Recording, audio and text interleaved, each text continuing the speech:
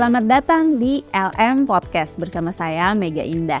Topik kita kali ini adalah hubungan masyarakat atau akrab dikenal sebagai public relation. Telah bergabung saat ini para ahli dari LM FEB UI, Bapak Sumiarto, ahli marketing kita. Selamat pagi Pak. Pagi Mbak Mega.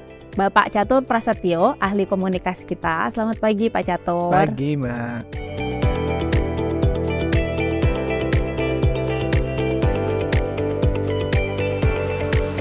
Baik, Bapak-Bapak, sering kita dengar ketika perusahaan menghadapi suatu situasi dan kondisi krisis ya, seringkali berdampak pada reputasi organisasi atau individu. Pak Sumiarto, bagaimana perusahaan tuh perlu bersikap menghadapi situasi krisis tersebut, Pak? Gini Mbak Mega, mungkin sebelum sampai ke krisis ada isu dulu yang menerpa ya Mbak ya. Jadi contohnya ada sebuah produsen permen ya yang dituduh mengandung lemak babi. Jadi katanya dituduh produsen waktu membuat permen itu menggunakan elemen dari minyak babi.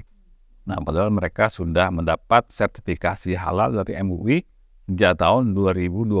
Jadi ini yang kedua kali mereka menghadapi isu tersebut, yaitu yang sama yang diterima sebelumnya tahun 2016. Jadi mereka menunjuk PR-nya untuk menghadapi, menangani permasalahan isu tersebut. Yang menurut saya tidak benar gitu ya. Jadi perusahaan langsung menunjuk PR-nya untuk segera menanggapi isu tersebut ya Pak ya. Nah Pak Catur, apakah sebetulnya tuh dalam sebuah krisis atau isu negatif yang menerpa perusahaan itu akan langsung berdampak pada reputasi perusahaan Pak? Ya, kalau krisis sih memang pasti berdampak kepada reputasi perusahaan, tinggal kita lihat skalanya. Tapi bicara tentang krisis, bicara tentang PR, maka kalau sampai terjadi sebuah krisis, maka menurut saya itu ada kegagalan sebuah instansi PR. Apapun. Karena tugas seorang PR adalah sebagai gatekeeper. Dia sebagai penjaga gawang perusahaan agar tidak sampai terjadi sebuah krisis. Jadi kalau kita perhatikan ada 3 tahapan yang harus dicermatin oleh sebuah PR. 1, dia harus mampu menangkap simptom atau gejala atau prodromal. Artinya dia harus bisa menangkap isu yang beredar yang memiliki potensi kepada krisis. Kalau dia tidak cakap menangkap sebuah isu atau prodromal tadi, maka akan berakibat kepada krisis. Ketika krisis itu tidak tertangani dengan baik, maka dia sudah masuk ke dalam tataran akut. Maka kalau akut menurut saya adalah sebuah kegagalan sebuah instansi PR. Nah, apa yang dilakukan oleh tadi disampaikan oleh Pak Sumiarto bahwa ada produsen permen yang tertempa isu di 2012 terkena isu kembali, 2016 terkena isu kembali. Itu pun saya melihat bahwa PR tersebut tidak cakap ketika dia menangani atau mengelola sebuah isu. Mestinya isu tersebut tidak boleh terulang kembali. Dia harus mampu membuat satu program komunikasi sehingga akhirnya isu tersebut tidak muncul kembali dalam rentang cuma 4 tahun kalau nggak salah tadi disampaikan Pak Sumiarto.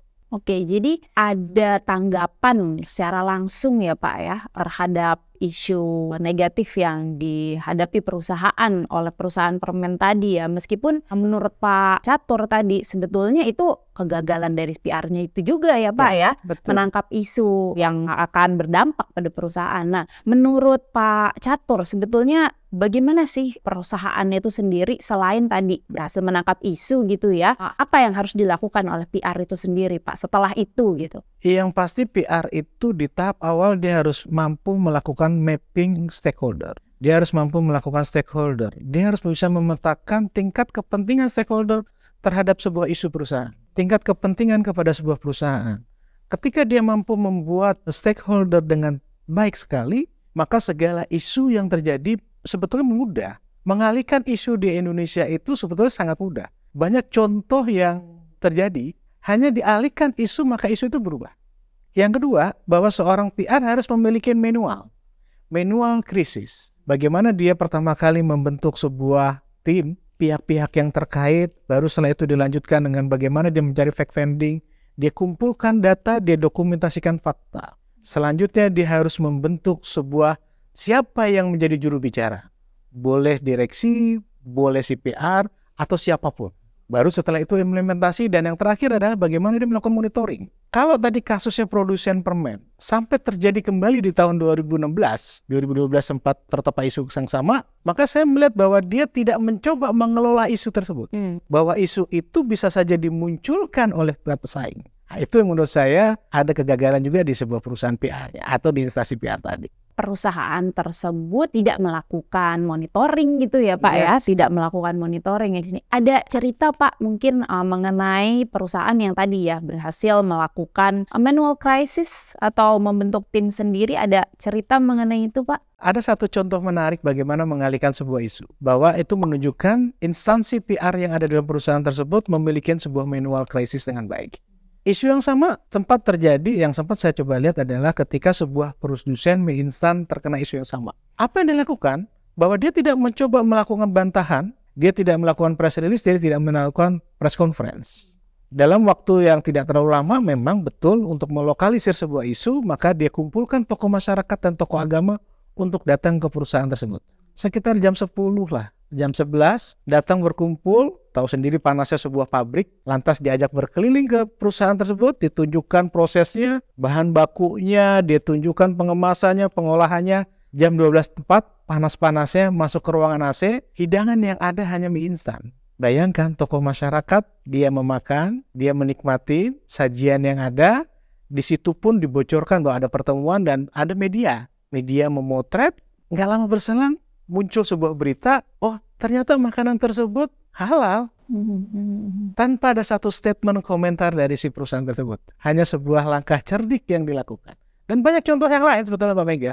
Jadi tentunya itu suatu isu yang tidak langsung tanggapi tapi diolah dulu oleh tim public relation ya Pak ya, oleh tim public relation. Kemudian apa nih, kita mau mengeluarkan apa nih, isu ini akan diolah seperti apa gitu ya Pak ya. Manual crisisnya berjalan dengan baik. Kalau dari Pak Catur tadi, sebuah perusahaan PR itu membutuhkan manual crisis. Kalau menurut Pak Yarto sendiri, setelah manual crisis tadi ada proses monitoring ya Pak ya. Itu bagaimana harusnya perusahaan PR melalui PR melakukan monitoring isu-isu tersebut Pak Yarto? Perusahaan perlu memiliki manual crisis itu tadi ya, karena memang datangnya crisis itu tidak bisa diduga, harus siap sedia gitu ya. Dan yang utama PR itu juga harus memantau bagaimana sentimen masyarakat, sentimen publik terhadap perusahaan, gitu ya. Jadi yang diharapkan kan selalu positif tuh. Begitu pula setelah penanganan krisis, berubah nggak sentimennya gitu. Karena kalau krisis kan ada sentimen negatif tuh. Kita berupaya, kemudian setelah itu diharapkan berubah tuh sentimennya. Jadi ada monitoring juga bagaimana perubahan sikapnya terjadi apa enggak,